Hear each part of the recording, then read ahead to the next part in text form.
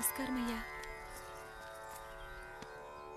అయ్యా, మన ఈరిగాడికి సంవత్సరం క్రితం పెళ్ళయిందయ్యా. మొన్నటిదాకా తాడు బంగారంలో ఉన్న వాళ్ళ జీవితం ఇప్పుడు తాడు ఫ్యాన్లో మారిందయ్యా. తన భర్తకి తల్లిదండ్రులు ఎక్కువయ్యారయ్యా. కట్టుకున్న భార్యకి చీర కొనడం కంటే అమ్మా నాన్నలకు మాత్రం మందులు కొనటమే తన సంతోషం. పొద్దున లేచిన దగ్గర నుంచి తల్లిదండ్రుల పనులు పెళ్ళ ముద్దు ముచ్చట తీర్చట్లేదని తల్లిదండ్రులను వృద్ధాశ్రమంలో చేరిస్తే తను తన భర్త సంతోషంగా ఉంటామని వీరిగాడి భార్య సావిత్రి రచ్చబండి ఫిర్యాదు చేసిందయ్యా. చూడమ్మా, ప్రతి స్త్రీ జీవితం 3 ఆకులతో ముడిపడి ఉంటుంది. పెళ్లిల్లో మావిడాకులు, శోభనం గదిలో తమలపాకులు, ఆ తర్వాత భర్తతో విడాకులు. మావిడాకులు గుమ్మానికి కట్టొచ్చు, తమలపాకులతో కిల్లీలు కట్టొచ్చు, కానీ విడాకులతో కాపురాలను కట్టలేమమ్మా, కట్టలేం. నన్నేం చేయమంటారు? నాకంటూ కోరికలుండవా? భర్తతో సరదాగా ఒక్కదాన్నే గొడవ పడాలని, ఆయన కష్టపడి అలిసొస్తే పక్కింటి వాళ్ల కబుర్లన్నీ చెప్పాలని, వచ్చిన జీతం మొత్తం చేతికిచ్చాక నేనే 10ో 12కో చేతిలో పెడితే ఆయన కళ్లల్లో ఆనందం చూడాలని నాకనిపించదా? ఎంతసేపు అమ్మా నాన్న అంటూ వాళ్ల కొంగు పట్టుకుని తిరగడమే తప్ప నా పైట పట్టుకుని తిరిగిందే లేదు. నాకు విడాకులొద్దు, నా భర్త నాకు కావాలి. ఎరా, నీ భార్య చెప్పింది విన్నావుగా, ఏమంటావు? అయ్యా, మీరు నా వైపు కూడా ఆలోచించండి అయ్యా. 9 నెలలు నా తల్లి కష్టపడి కనీ పెంచితే 20 ఏళ్ళు నా తండ్రి నన్ను పోషించాడు. నిన్నగాక మొన్నొచ్చింది. ఇది మమ్మల్ని విడదీయాలంటే ఎలాగయ్యా? నాకు నా పిల్లం కంటే నా తల్లిదండ్రులు ఎక్కువయ్యా.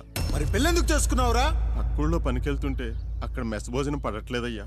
ఇల్లామంటే పని మనిషి అనుకుంటున్నావారా? అసలేమనుకుంటున్నావురా? ఆడదంటే నీకంటే చిన్నదవుతే చెల్లవుతుంది, పెద్దదైతే అక్క అవుతుంది, పెళ్లి చేసుకుంటే భార్య అవుతుంది, ఆ తరువాత తల్లి అవుతుంది. మగాడేముందిరా, ఆఫ్టర్ ఆల్ తండ్రి అవ్వగలడు. మగాడు పురుషుడు అని పలకాలంటే పెద్ద కష్టమేమీ లేదు.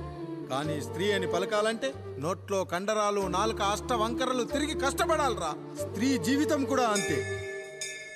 మన దేశంలో స్త్రీని గౌరవించడం తరతరాలుగా వస్తున్న సాంప్రదాయం. ఆ సాంప్రదాయం ఎంత గొప్పదంటే జంతువుల్ని కూడా పిల్లి పిల్ల, కుక్క పిల్ల, పంది పిల్ల అంటాం గాని కుక్క పిల్లోడు, పిల్లి పిల్లోడు, పంది పిల్లోడు అని అనమరా.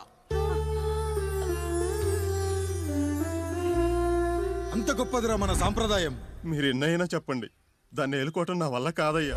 రేయ్, కడుపులో బిడ్డ ఆడపిల్ల అని తెలిసి ఉంచాలా ఊడ్చాలా అని ఆలోచిస్తుంటే పుడతామో చస్తామో తెలియని పరిస్థితుల్లో ఎలాగోలా పుట్టేసి పెరిగేసి ఎదిగేస్తున్న టైంలో తను పుట్టింది తన కోసం కాదు, ఎక్కడో పుట్టిన ఏదో కోసం అన్న విషయం తెలిసాక అమ్మ నాన్న కలిసి 1 కిలో లడ్డూలు, 1 కిలో చెగోడీలు పెట్టి దున్నపోతు లాంటి ఓ పెళ్లి కొడుకును తీసుకొచ్చి తల దించుకొని పెళ్లిలో కళ్ళు దించుకొని శోభన గదిలో పడుకుంటే గుండెల మీద తాలి బరువు, శరీరం మీద వాడి బరువు మోసి మోసి వాడు వేసిన విత్తనాన్ని 9 నెలలు మోసి మోసి ఓ పండంటు బిడ్డకు జన్మనిచ్చి ప్రతిరోజు కోడి కంటే ముందే నిద్రలేచి నుదిటిన బొట్టు పెట్టి, వాకిట్లో ముగ్గు పెట్టి, స్టవ్ మీద గిన్నె పెట్టి, అందులో పాలు మరగబెట్టి, కాఫీ పొడి టీ పొడి కలిపి పెట్టి, పిల్లల నోటికి తిండి పెట్టి, వాళ్లను బడికి ఎల్లగొట్టి, నిన్ను ఆఫీస్ కు తరిమి కొట్టి, ఒక చేత రిమోట్ మరో చేత కత్తిపీట పట్టుకొని ఛానల్స్ మార్చి మార్చి కూరగాయలు తరిగి తరిగి 11 గంటలకు మా ఊరి వంట, 12 గంటలకు స్టార్ మహిళ చూస్తూ వీటి మధ్యలో వంట చేస్తూ కూరెక్కడ మాడిపోతుందో అన్న టెన్షన్ లో బ్రేక్ మధ్యలో అత్తగారికి అన్నం పెట్టి ఉద్దమందారం, ఆడదే ఆధారం, మనసు మమత, గోకులంలో సీత, స్వాతి చినుకులు అంటూ పగలు రాత్రి తేడా లేకుండా సీరియల్లో సమస్యల్ని తన సమస్యలుగా భావించి బరువెక్కిన గుండెతో అలిసొచ్చిన భర్తకు గుప్పెడంత మాడిపోయిన ఉప్మా పెట్టి అప్పుడు తిని పడుకుంటుందిరా. అదిరా ఆడదంటే. అలాంటి నీ భార్యను వదిలేస్తానంటావా? Bloody fool!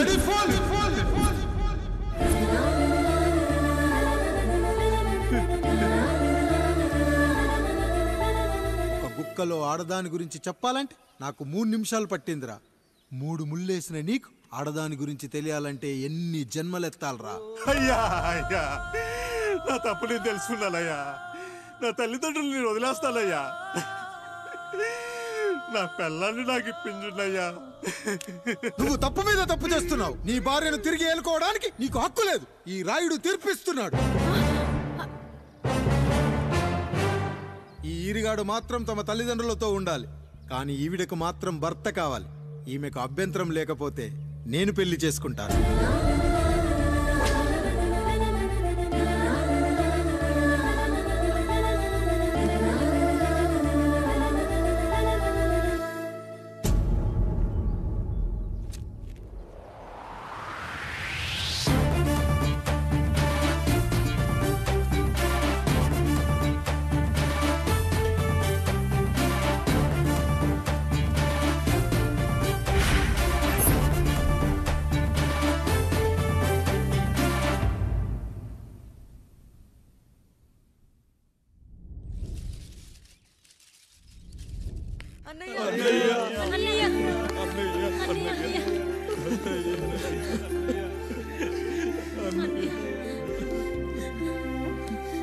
రాత్రి చాలా భయం వేసిందనయ్యా.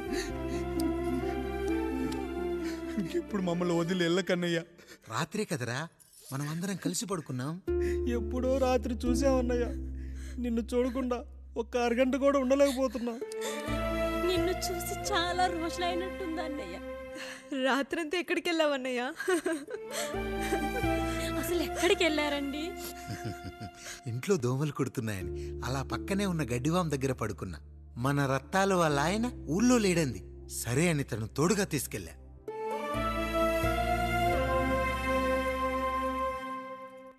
మీ సావుకటే మీ కుటుంబం నుంచి మిమ్మల్ని విడదీయాలయ్యా. అప్పటి వరకు మేము కళ్ళు తెరిస్తే మా కళ్ళ ముందు ఉండాలి, కళ్ళు మూస్తే మా కళ్ళలో ఉండాలయ్యా. నమస్కారం రాయుడు గారు.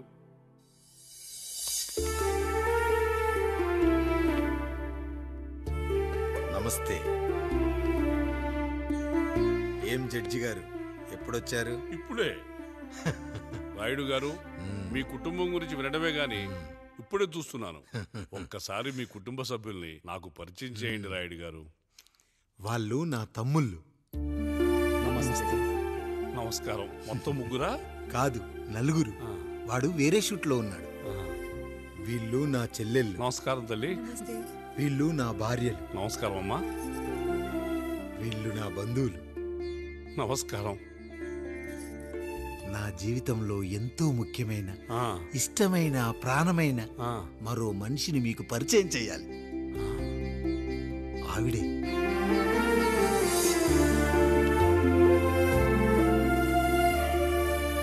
నమస్తే తల్లి. ఆవిడ మా పని మనిషి. తను వాళ్ళ అమ్మాయి. నాకు కూతురు లాంటిదే.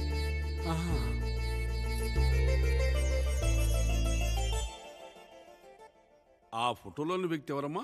మీ ఆయన?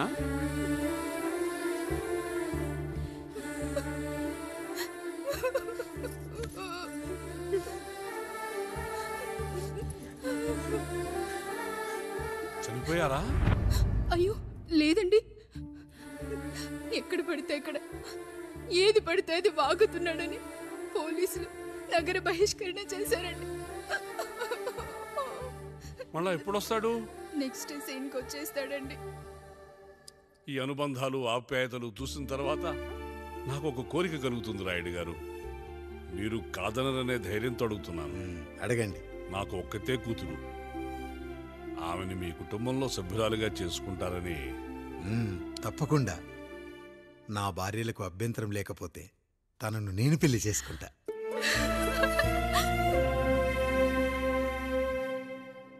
అయ్యో, మీరు పొరపాటుగా అర్థం చేసుకున్నారు. మీ పెద్ద తమ్ముడికి ఇచ్చి చేస్తారని.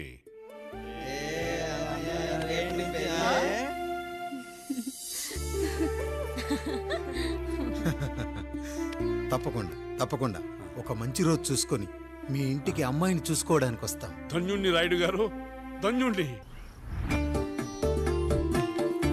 రండి రండి రాయుడు గారు. మీలాంటి పెద్దలు మా ఇంటికి వచ్చి మా అమ్మాయిని మీ కోడలుగా చేసుకోవటం. ఇంకా రాయుడు గారు ఏంటి బావగారు? బావగారు అని పిలవండి. సంతోషం. రండమ్మా. త్వరగా అమ్మాయిని పిలిపించండి. మా వాడు అసలే ఆగలేకపోతున్నాడు. మా వాడు చిన్నప్పటి నుంచి అంతేనండి.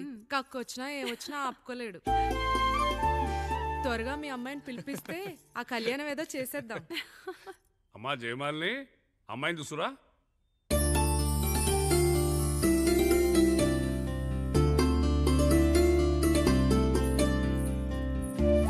కూర్చోమ్మా.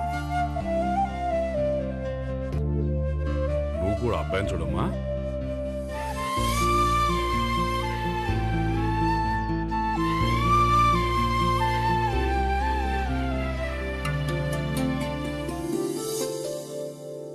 అమ్మాయిని చెప్పుకోవడం కాదు కానీ అసలు ఈ కాలపిల్ల కాదు బావగారు. రాత్రంతా బయట తిరిగినా కోడి కుయ్యకు ముందు ఇంటికి వచ్చేస్తుందండి. మళ్ళా ఊరంతా నిద్రలేగిస్తే తప్పుగా అనుకుంటారు కదా. తను తిరిగే స్నేహితుల్లో పచ్చి తాగుబోతులు, తిరుగుబోతులు ఉన్నారు. కానీ ఆ విషయాన్ని తన మనసులోనే పెట్టుకుంటుంది. కానీ స్నేహితుల గురించి ఎప్పుడూ చెడుగా చెప్పింది లేదు బావగారు. దీని చిన్నప్పుడే నా భార్య కారు డ్రైవర్తో కలిసి పక్క సందులోనే కూరగాయల మార్కెట్కి వెళ్ళి తప్పిపోయారు. అప్పటి నుంచి ఎంత వెతికించినా మా డ్రైవరు కనపడలేదు, నా భార్య దొరకలేదు.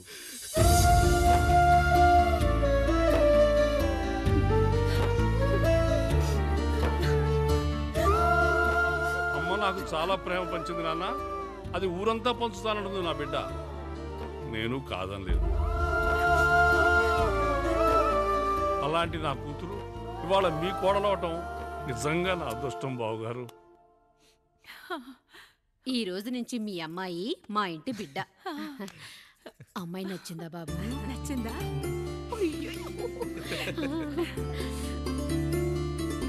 వాడికేం తెలుసు అన్నయ్య గారు, చిన్న పిల్లాడు. ఇప్పటికీ ఆకుని చెవులో పువ్వుని నోట్లో పెట్టుకొని తిరుగుతూ ఉంటాడు.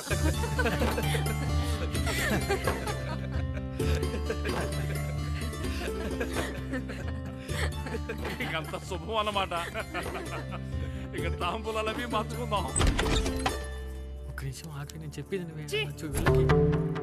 ఒకసారి నా మాట నేను ఒక్క క్షణం కూడా ఉండను. ప్లీజ్ అమ్మా శారదా, పెద్దవాళ్ళు వచ్చారమ్మా, మనల్ని చూస్తున్నారు.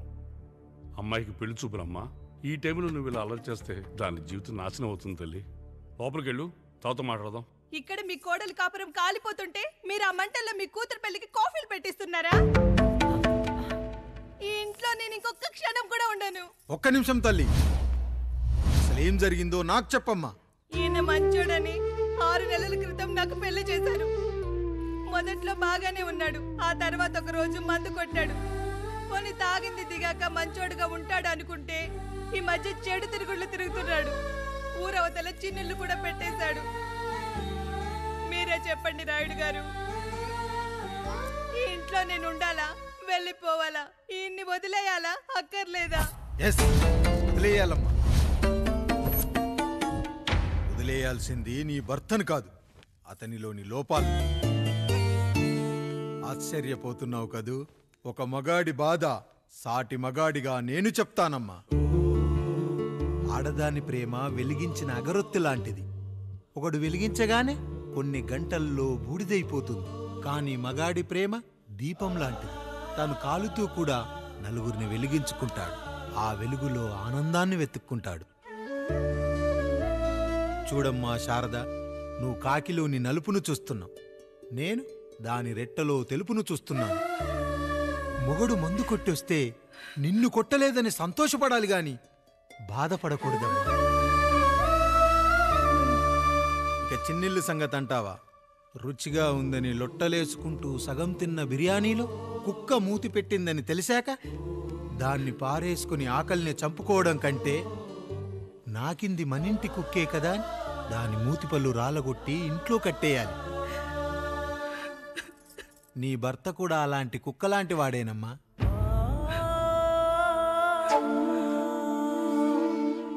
ఆడదానికి వయసొచ్చాక 3 ముళ్ళేసుకొని 90 ఏళ్ల జీవితం గురించి కలలు కంటుంది. అదే మగాడు 3 ముక్కలాడి 90 ml మందేయాలని కలలు కంటాడు. హౌస్లోనికి హౌస్ కీపింగ్కి తేడా తెలియని అమాయకపు జాతి అమ్మా మా మగజాతి.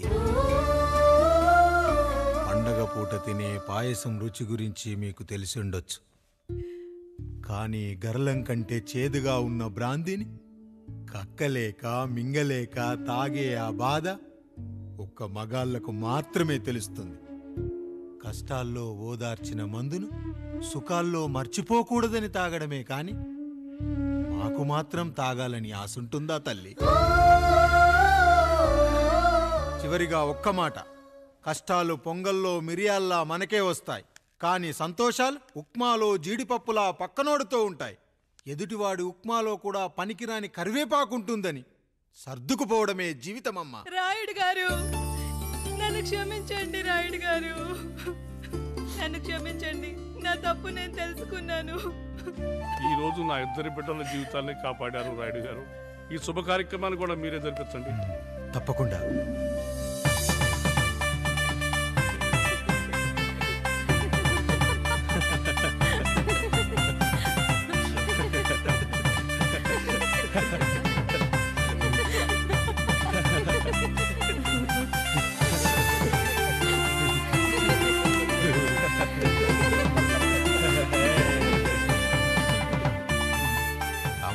పండు మీరు దీవించండి.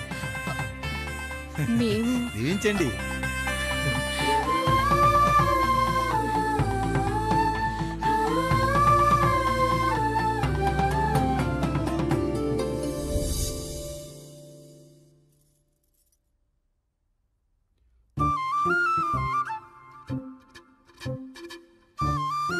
తింటారా?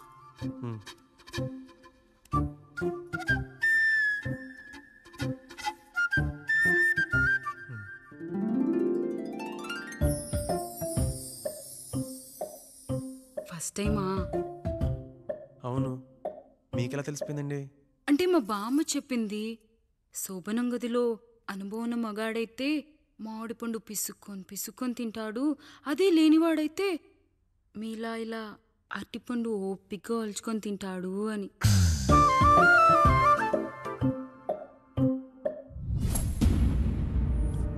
ఏంటవి? అవేంటో తెలీదా?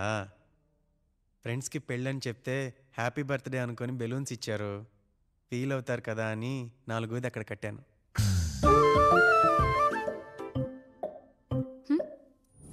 ఈ అన్నయ్య వచ్చాడు. పిల్లల గదిలోకి వెళ్ళారా? వెళ్ళారండి. మీరెంత ఏంటి ఇంత రాత్రి అయినా ఇంకా పడుకోలేదా? మీరు లేనిది ఎప్పుడైనా పడుకున్నామా అన్నయ్య? అందరం కలిసే కదా పడుకునేది మావయ్య. సరే సరే, అందరం పెద్దోడి గదిలో పడుకుందాం. ఈ రోజు వాడి శోభనం కదా, అసలే కొత్త. పక్కనుంటే ధైర్యంగా ఉంటుంది. పక్క నుండి దగ్గరుండి జరిపిద్దాం. పదండి.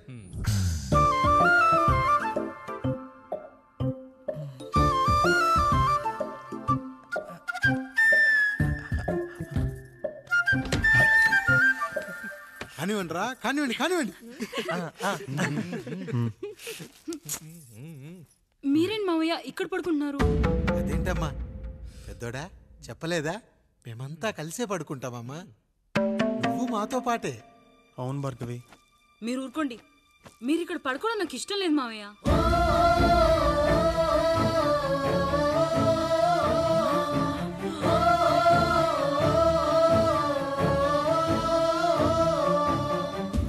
అదేంటమ్మా అలా అంటావు?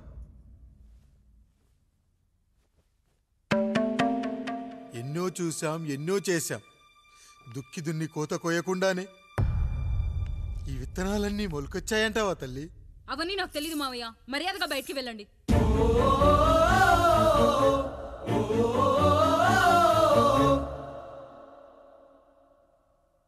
కనీసం ఆ మూలనైనా పడుకుంటామమ్మా. నువ్వైనా చెప్పరా పెద్దోడా? అంటే తను ఇబ్బంది పడుతుంది కదా నాన్న.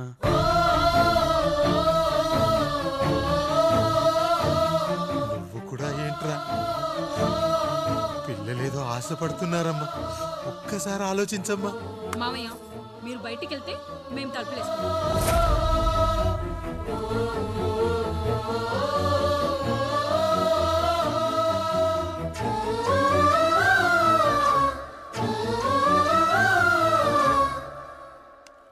వేసుకోండి అమ్మా, వేసుకోండి.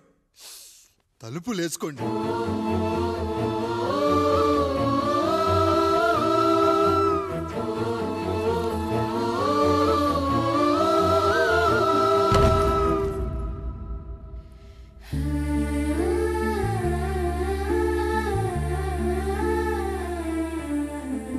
రాయుడు, బిడ్డలు జాగ్రత్త.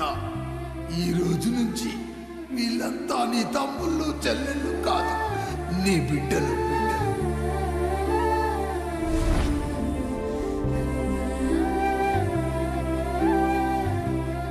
జానకి, ఏమండి? సావిత్రి, ఏమండి? లక్ష్మి, ఏమండి? మన గదిలోకి పదండి. ఇక నుంచి ఎవరి పిల్లలతో వాళ్ళ గదిలోనే పడుకోవాలి. ఇది ఈ రోజు నుంచి ఈ వంశానికి రాస్తున్న కొత్త శాసనం. అయ్యా అలా అరకండి అయ్యా. మీరు లేకుండా మేము ఎప్పుడైనా విడిగా పడుకున్నామా? అంతా కలిసే కదయ్యా పంచుకున్నాం. వెళ్ళరా వెళ్ళు. నీకు భార్య ఉంది, నీకు పడగది ఉంది. వేసుకోండి రా, మీరు వేసుకోండి. తలుపులు వేసుకోండి.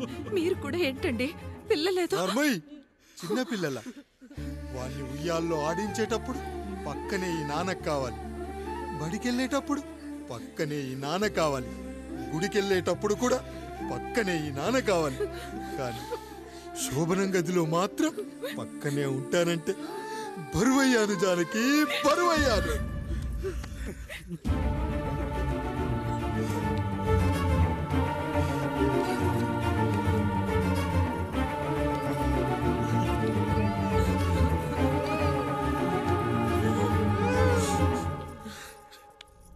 ఏంటండి ఇంకా అదే ఆలోచిస్తున్నారా? ఎలా మర్చిపోగలను లక్ష్మి? జరిగింది ఏదో జరిగిపోయింది, మీరు బాధపడకండి. ఎంత మాట అన్నాడో చూసావా? నా భార్య ఇబ్బంది పడుతుంది, బయటికెళ్ళండి నాన్న అన్నాడు. వాణ్ణి ఎలా పెంచాను? చదువుకుంటే పై చదువులకు వాడు వేరే ఊరు వెళ్లాల్సి వస్తుందని చదివే మాన్పించేశాను. జ్వరం వస్తే ఆ మాత్రలు చేదుగా ఉంటాయని నేనే మింగాను. నోరు తెరిచి అమ్మ కావాలన్నప్పుడల్లా ఎంతమంది అమ్మల్ని ఇచ్చాను. నాన్న అన్న ప్రతిసారి నాన్నల్ని ఇవ్వలేకపోయానని వాడికి నా మీద కోపమో ఏమో జానకి. నిజమేనండి, మనమంతా ఇలా లేమే. మన కుటుంబానికి దిష్టి తగిలింది.